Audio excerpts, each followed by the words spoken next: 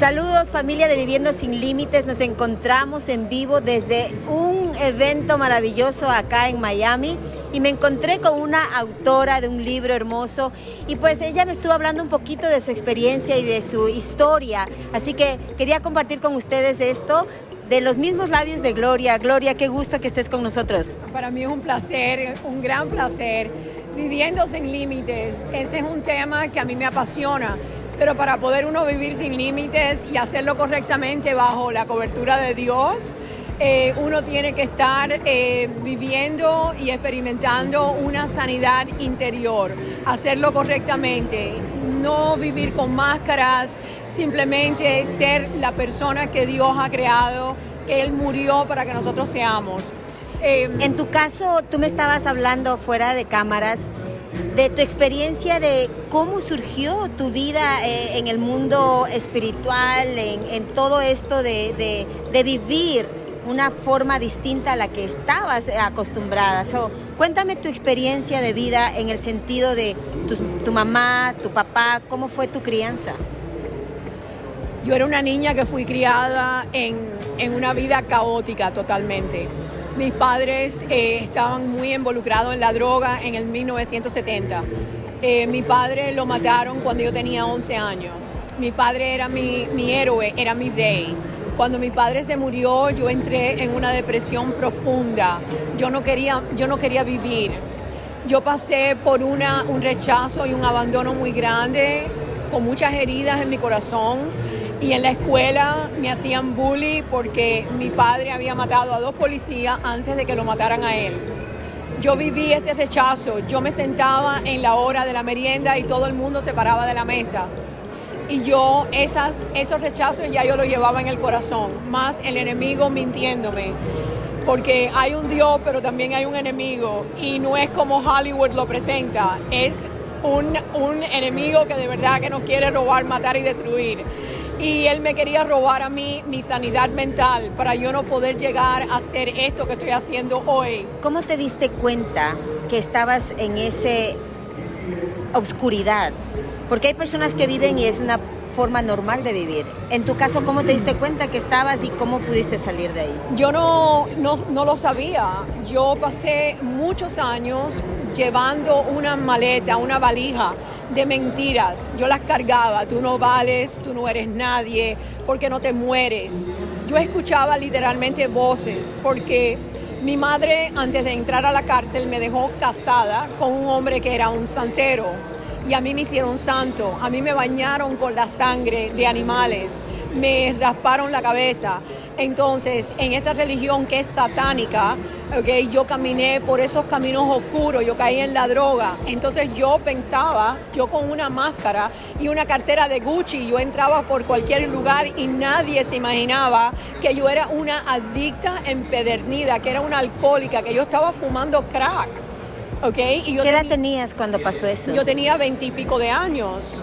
Entonces, un buen carro, un buen hombre al lado mío, todo vestido, todo eso, pero estábamos metidos completamente en la droga.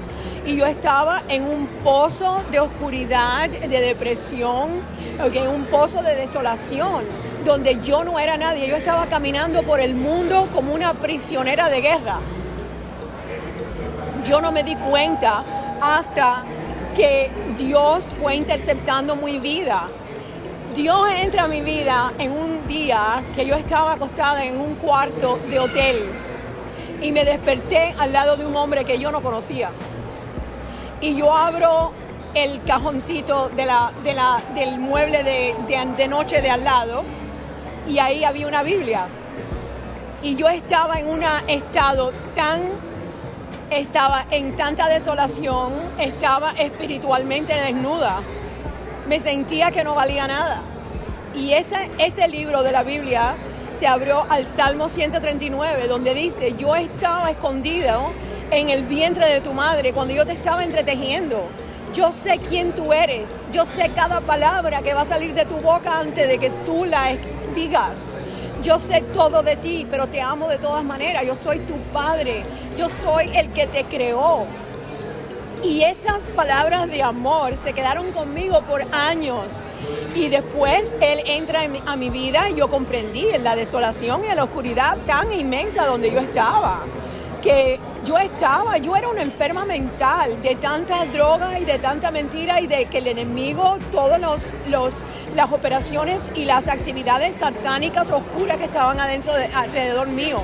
Porque básicamente hay una cosa que es el ciclo del dolor, y en el ciclo del dolor lo primero es que tú tienes un vacío de amor, y debido a ese vacío de amor entra lo que es las fortalezas, que son los paradigmas erróneos, y después entra lo que es el llevar a cabo el pecado, después viene la actividad satánica, porque si hay pecado hay actividad satánica. Entonces después, gracias a Dios que yo pude, ¿me entiendes?, ver la luz, ver la verdad. En este aspecto, ¿cómo tú pudiste salir de ese mundo de adicciones, de ese mundo tan oscuro en tus emociones? Mira, yo lo único que puedo hacer es darle la gloria y la honra a nuestro Señor Jesucristo. Yo lo único que te puedo decir es que cuando Jesús entró a mi vida, yo tenía un cuarto en mi casa sembrado de marihuana. Entonces, yo no sé cómo yo lo hice. Yo lo único que sé es que yo le puedo dar la gloria al Señor. Porque ¿Buscaste mi vida ayuda? No la busqué. Yo simplemente entré a una iglesia porque me invitaron. Y ese día yo sentí que cuando hicieron la invitación a venir adelante, yo sentí que Él me estaba diciendo, ven, que yo tengo algo maravilloso para ti. Como un día que me lo dijo en un sueño. Yo era santera y Él me dijo en un sueño, y yo no sabía quién era Él. Y yo tuve un sueño que yo sentí esa voz que me dijo, deja todo eso, que yo tengo algo mejor para ti. Y yo a las 3 de la mañana cogí todos esos santos, cogí todas esas soperas y me fui debajo de un puente de la 79 calle aquí en Miami. Y yo a las 3 de la mañana, yo sola deseché todo eso, yo boté todo eso. A mí no me importó que nadie me dijera, no, pero tú no puedes buscar los santos porque te va a venir una maldición. Yo decía, bueno, si yo estoy maldecida de todas maneras, ¿qué importa? Y me acuerdo como el día de hoy que yo dije, Dios, somos tú y yo. Y seguí caminando hacia adelante.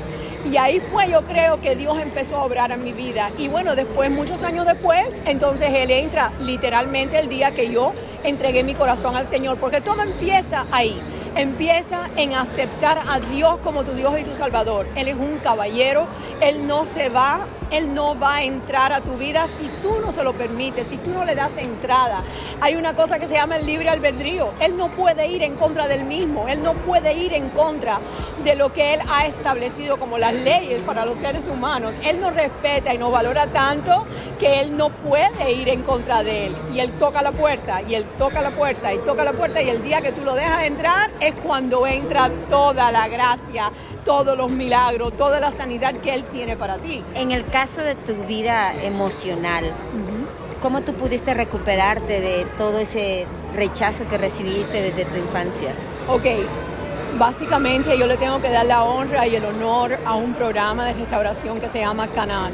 Yo he estado en la restauración desde el 1990. Yo entré en Alcohólicos Anónimos.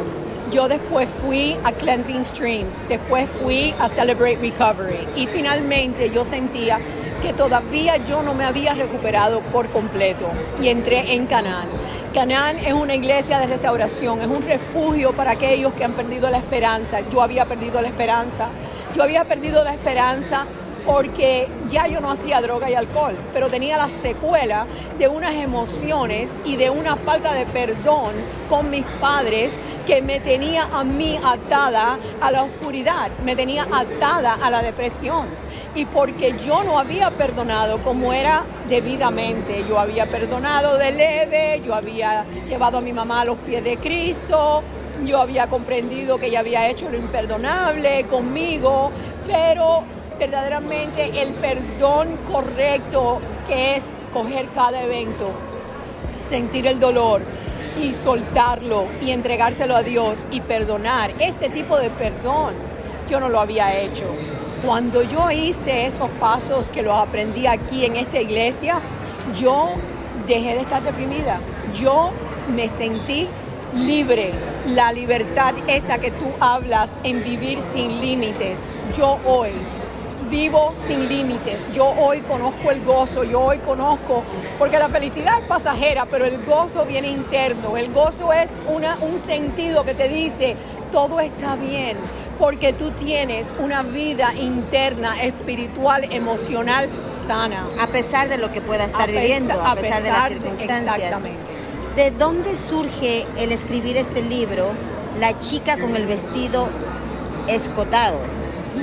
¿De dónde surge esto? Bueno, esta es la historia, es la autobiografía mía, es una historia real, es una historia vulnerable, es una historia de toda la vida mía, de la oscuridad, de los pecados, de los errores. Es la historia de cómo yo transité por un mundo